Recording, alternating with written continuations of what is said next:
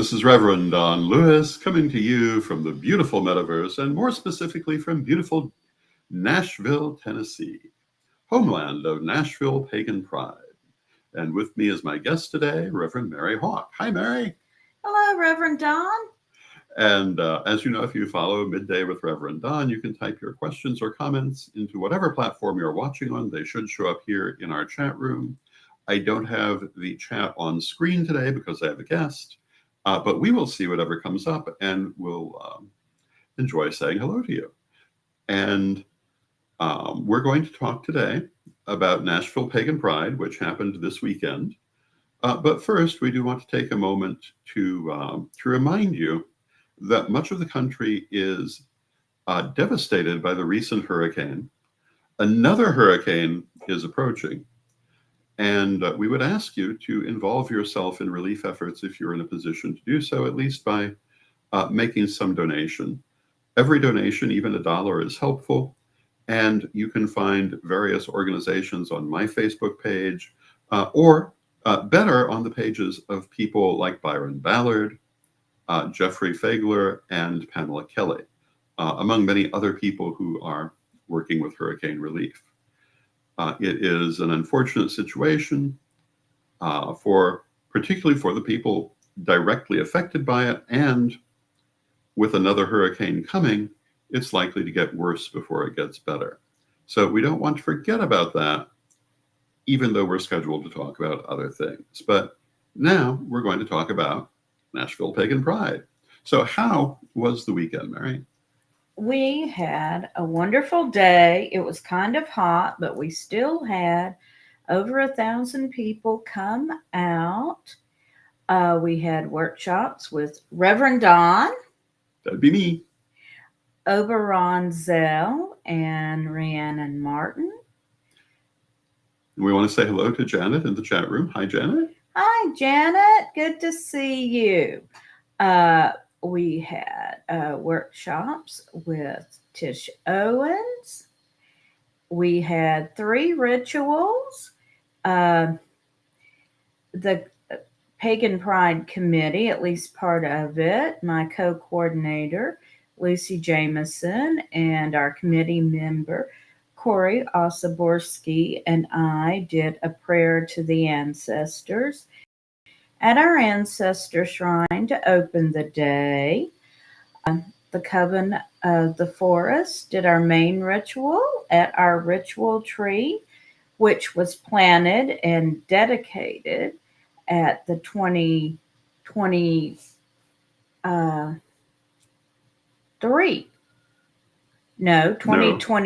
Pagan Yes. Pride Day. That's our ritual tree dar. And then the Temple of the Rising Moon held our closing ritual. We had entertainment by S.J. Tucker and Louis Garou and Krista Chapman Green, and dancing by Zanzia. So it was a wonderful day. We've gotten a lot of positive compliments, and we had over 60 vendors. It was quite a lovely day, and the ancestor shrine was very beautiful. And of course, I was posting photos through much of the day. Yes. And I have to say, it was very interesting to go into the ancestor shrine and look down and see so many people I used to know. It's interesting to come to that point in life because, I mean, there was Pete Pathfinder, my old friend and mentor, and Raven Gramazzi, who I knew and frequently interviewed, and Raymond Buckland, who I got to interview a couple of times, and it was interesting. And to explain our ancestor shrine, which is the project of my co-coordinator, Lucy Jameson. It was her idea, and she adds to it every year. It started out as a table, and it's now a purple tent. We have tables where we put out photos of notable pagans who have crossed over. We have notables in the Nashville Pagan community who have crossed, including a couple of members of our committee who have crossed. And we also have space for people to place pictures or mementos of their own loved ones, though we do ask for them to pick them up at the end of the day. And we have Post-it notes and pens in a box so people can write something to anyone they want to. And when our shrine, the temple of the, excuse me, the shrine of the Moon Willow, when we hold our Samhain ritual, we will read those and burn them in the bonfire. Very cool. It was a beautiful day. It was in the 90s, I believe. So lovely weather. Yes, and I'm going to grab my phone here to be sure that I get these numbers correct. Our chosen charity was Second Harvest Food Bank, and we raised $576 in cash and 394 pounds of food. That's quite remarkable. It is for Second Harvest. So Lucy and her husband Tom delivered that this morning. Yay. So there was also a rather sad group of protesters. Bless their hearts. They tried. They did. It's the same group that was out there with milk crates to stand on. And they stand just past the area of the park we rented. And, but. Well, and they tried to harass people coming in and out with basically no success. And I would say that a large number of pagans, at least of my generation, grew up in Christian homes and left Christianity. Now, several of us raised our children pagan, and for instance, my grandchildren are now second generation pagan. Mm. But a large majority of people that I personally know who attend Pagan Pride Day know all about Christianity and left. So being harangued about it does no good whatsoever. I had considered going over to them and thanking them on that premise that, you know, most of the adult people there had been Christians and left it because of negative experiences they had, and these people being there were reinforcing that. They were strengthening people's faith. So it was good for us for them to be there. Except before I had a chance to do that, because I was kind of busy at my own booth, they had given up and gone away. Yes, they had packed up and left sometime around 2 p.m. I know that when I was doing my workshop, I did a workshop on astrology that was very well attended and turned into a little bit of a stand-up routine, as I basically discussed the strengths and or weaknesses of all of the different signs.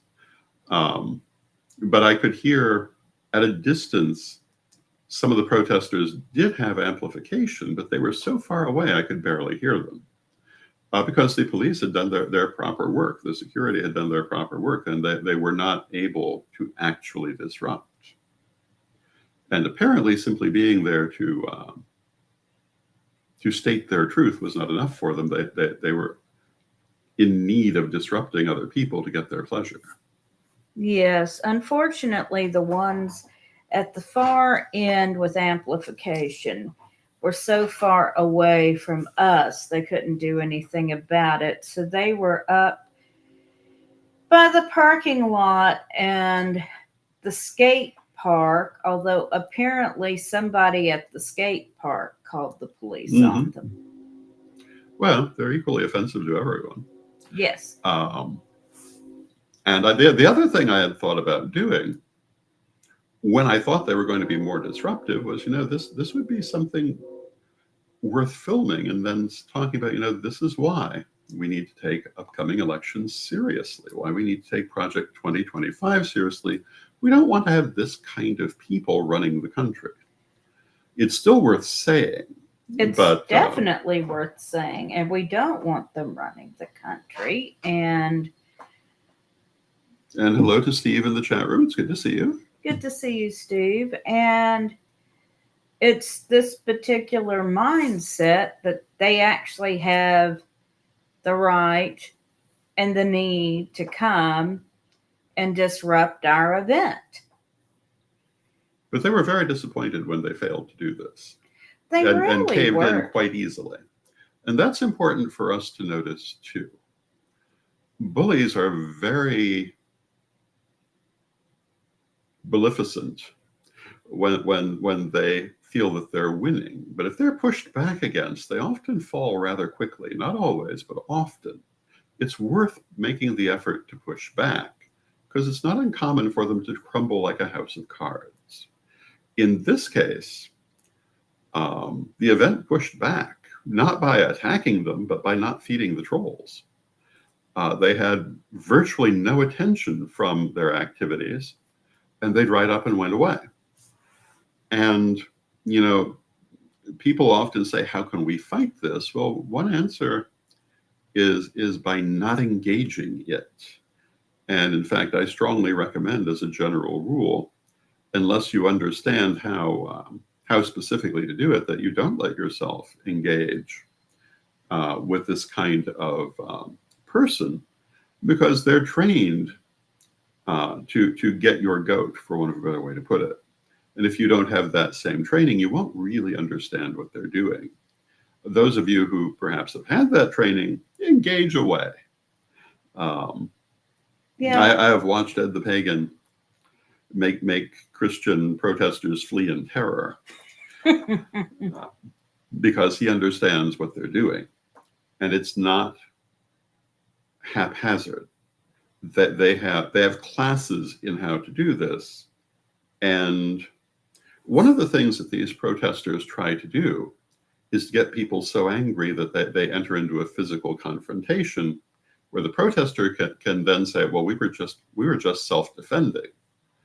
So it's better not to engage with them at all. Yes, one of their tactics was to yell at us. Hitler thought he was a good person. We could yell that back at them, actually. But they did yell that several times, trying to provoke a reaction. Well, and it's true. Hitler did think he was a good person. Torquemada thought he was a good person, even a great person. Some of the most terrible people in history thought of themselves as good because they had been raised or converted to a very brainwashed point of view that changed the idea of good into something very nasty. And, you can see this very, very aptly in our country today. Lots of people doing bad things who think they're very good. One of the things that I was going to comment on is there are a lot of people spreading false information about hurricane relief. And I have seen Byron basically say, you should be ashamed of yourself. Stop doing this. I saw someone in the Danville area this morning spreading nonsense about how FEMA isn't actually helping people, and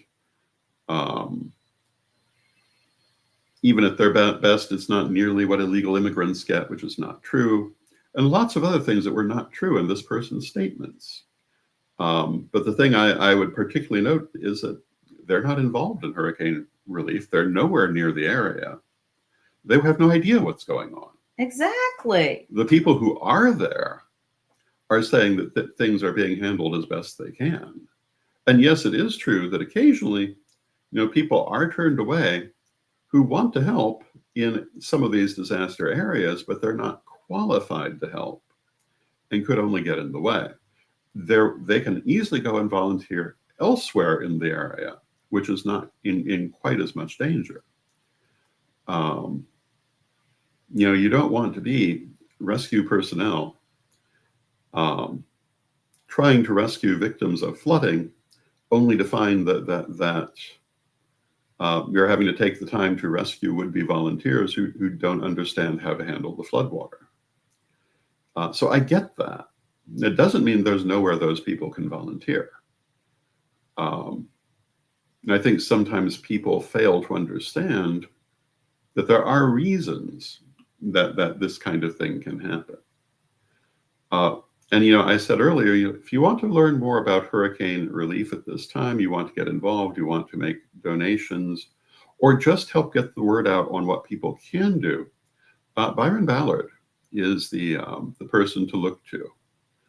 She is the woman of the moment, and also Jeffrey Flager and Pam Kelly and numerous other people who are involved in this work, some physically on the area, others at a distance, but helping to coordinate resources.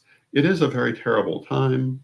There is another hurricane preparing itself, and it's very interesting. I've been asked if I think that Odin's Eye is connected to this, and in physical terms, there's no way it could be. Odin's Eye is a very tiny object, not enough to affect a physical influence on the earth, but spiritually, maybe. Spiritually, it's rather a major thing. And I believe this is the third hurricane in a matter of weeks. And you've been talking about how it's going to reveal hidden truths. Mm-hmm. Yeah, and I think that we're going to be seeing more and more of that. So what did you most enjoy about this weekend? For me, the big thing is because we really start working on Pagan Pride Day in January. Mm-hmm. So it's just seeing months of effort coming together. Mm-hmm. All of our planning, organizing, everything that goes into putting an event together. Mm-hmm. Just watching it all come together. And of course, no event goes off without a hitch. Oh, that's true.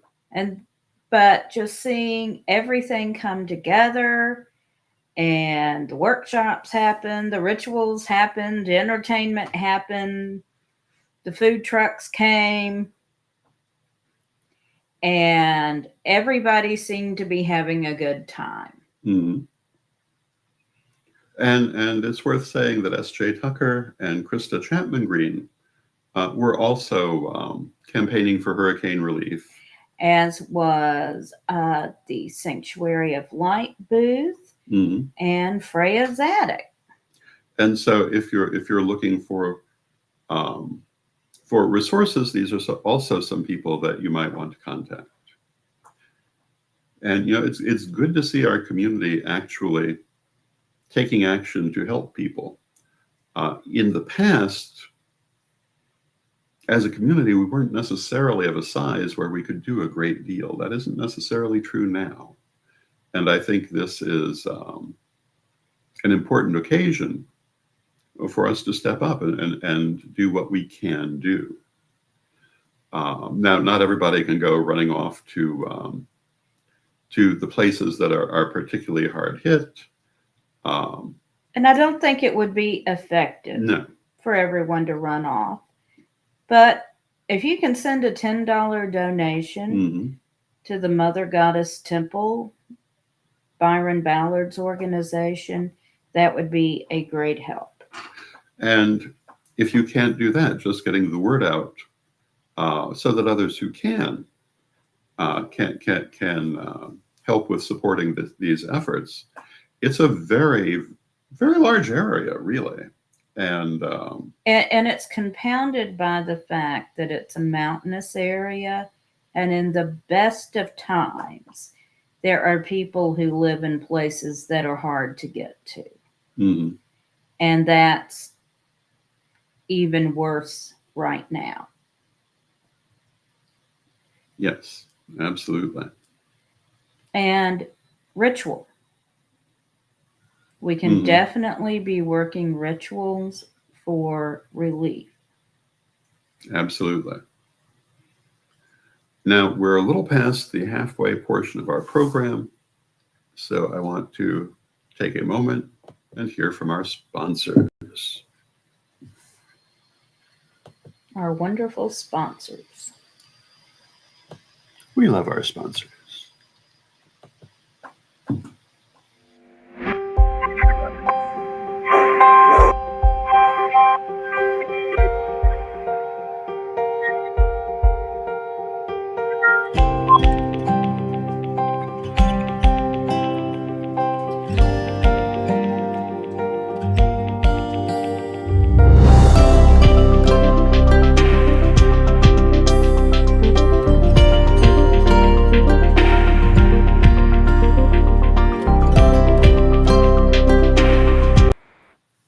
And we want to thank Equinox Learning Hub. And we will also hear from our other sponsor. Ready to unlock the secrets of the universe? Join me, Rev Don Lewis, for my metaphysical and magic auctions at Gaia Thrift at whatnot.com. Discover fascinating artifacts, mystical crystals, and rare and unusual books that could change your life. Don't miss this chance to bring a little magic into your world. Rev Don's Metaphysical and Magic Auctions, where the extraordinary can become yours. And thank you to Rev Don's Metaphysical and Magic Auctions, otherwise known as me, or more specifically, Gaia Thrift. And our next auction is scheduled for October 13th, next Sunday. Please join us. And hopefully we will have some interesting and unusual artifacts. And we will see what those turn out to be this week. So we now have several minutes left. What do you want to see for Pagan Pride next year? Well, we always want to see growth. So we want to see more people come out. We could schedule a handful more workshops, not very many more, but especially a variety of workshops. And I thought we had a good mix of introductory workshops and a little more advanced workshops. We want to get the word out more. Although we did attract more people who were first-time visitors this year. I thought it was a lovely turnout. It was a great turnout, and above all, I just want to keep growing the event and making a wider impact in Nashville. The whole purpose of Pagan Pride Day, any Pagan Pride Day, is to introduce pagans and paganism to the wider community and make an impact, showing that all the negative stereotypes put out about us are just wrong. Mm-hmm. You know, we are your neighbors, your coworkers, your friends, and our religious practices differ, but for the most part, our ethics are very similar. You know, Absolutely. we're raising food for the hungry. One of the things I thought was particularly good about the event was the number of children. Yes, and we did have children's activities all day. We had a scavenger hunt. So the kids were given these sheets with different pictures defined, and they were mostly taped to the fronts of vendors' booths Mm. with the vendor's permission. So they just had to go find them and check them off, and then come back and get a goodie bag, which had some candy and some pencils in it. I would have to say, of all the things that, and there's quite a bit of video of this event that will be coming. Yes. But of everything that I photographed and talked about during the event, the witches' hats got the best response. Yeah, we had a vendor with witches' hats. We had one with some incredible brooms. And I did have someone come up to me and say, Mary, look, I've got my broom. So that was really cool. I had a number of people who were asking how they could order the witches' hats online because they were not, obviously not in the Nashville area, but they were sufficiently intrigued to want to find out more. They were beautifully made. A lot of beautiful things. I thought the giant crocheted dragon was interesting. Yes, yes. Kat always has the most interesting crocheted items. And she was showing it to me as soon as she pulled up and started unpacking it. I thought, like, how much is this? And it was over $100. She said, I don't think it'll really sell, but I'm going to put it up front because it'll be the draw. And it was. It was. Although I did see a lot of children with smaller crocheted items she had done. Yes. So she said she had a good day. Good. Still had the dragon, but you know. Well, it'll be a draw at the next show. It's not every day you see, what It was was it, 6 feet long? 8 feet long. I was thinking 8 feet long. This thing was huge. She had to get some help draping it along the supports of the top of the canopy. So you never know what you will see at a Pagan Pride event. You do not. We had several artists with original paintings. Mm-hmm. We had some 3D printed objects that were really cool. Yeah. My youngest grandchild was selling her painted rocks. I understand she kind of cornered the market on that.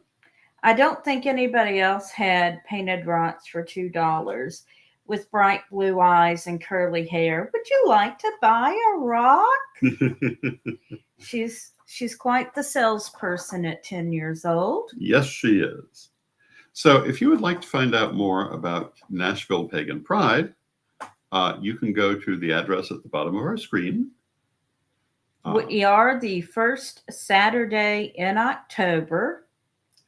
Fun fact, my wedding anniversary is October the 1st, so every few years, hubby and I celebrate with the entire pagan community. Yay! So, you know, if you have the chance to come to next year's Nashville Pagan Pride, it's a lot of fun. If you don't, look for the Pagan Pride in your area, and that will be fun too. Yes. And thank you for joining me, Mary. Thank you for having me. I see we've come to the end of our half hour, so let us close with our prayer as we always do. Divine Mother Goddess, Divine Father God, beloved ancestors, we thank you for all of the wonder of this world.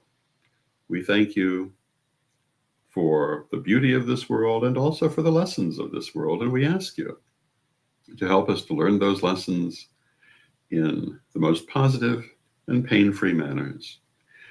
We ask you to be with us and to guide us as we go forward and to help us as we navigate this beautiful world. Beloved Mother Goddess, beloved Father God, beloved ancestors, we thank you with great love, and knowing you are always with us from respect, we thank you for your presence, and may you be blessed now and always. May you be blessed now and always, and I'll be back tomorrow. And until then, may you blessed be. Blessed be.